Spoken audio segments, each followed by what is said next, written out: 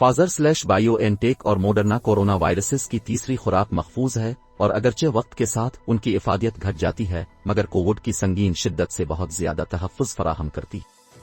یہ بات امریکہ کے سینٹرز فار ڈیزیز کنٹرول پر یونیٹیشن کی جانب سے جاری 2 تحقیقی رپورٹس میں سامنے آئی۔ ایک تحقیق میں بتایا گیا کہ افادیت میں کمی کے شواہد سے ہسپتال میں داخلے سے تحفظ کو برقرار رکھنے اور اسے بہتر بنانے کے لیے چوتھی خوراک کو دینے پر غور کرنے کی اہمیت ظاہر ہوتی ہے۔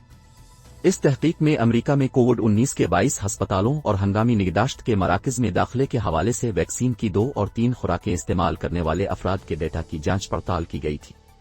اگست 2021 سے جنوری 2022 کے دوران 10 امریکی ریاستوں میں ایمرجنسی ڈپارٹمنٹس ارجنٹ کیئر کا رخ 2,41,000 سے زیادہ افراد کے ساتھ ساتھ ہسپتال میں داخل ہونے والے 93,000 سے زائد افراد کے ڈیٹا کو دیکھا گیا۔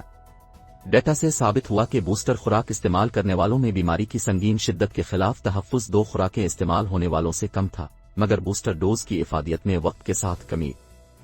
تحقیق کے مطابق اومیکرون کی لہر کے دوران بوسٹر ڈوز کے استعمال کے 2 ماہ بعد ہسپتال میں داخلے کے خلاف ویکسین کی افادیت 91% تھی مگر 4 ماہ بعد یہ گھٹ کر 78% رہ گئی۔ اس کے مقابلے میں ویکسین کی 2 خوراکوں کے استعمال کے 5 بعد ویکسین کی افادیت 71% سے گھٹ کر 64% رہ گئی۔ جس وقت امریکہ میں کورونا کی قسم ڈیلٹا کا غلبہ تھا اس دوران بوسٹر ڈوز استعمال کرنے والوں کو ویکسینیشن کے 2 ماہ بعد ہسپتال میں داخلے کے خطرے سے 96% تک تحفظ ملا جو 4 ماہ بعد گھٹ کر 76% تک آ گیا۔ مگر محققین کا کہنا تھا کہ ڈیلٹا کے حوالے سے ڈیلٹا زیادہ ٹویس نہیں کیونکہ اس وقت ایسے افراد کی کمی تھی جن کو بوسٹر ڈوز استعمال کیے 4 ماہ ہو چکے تھے۔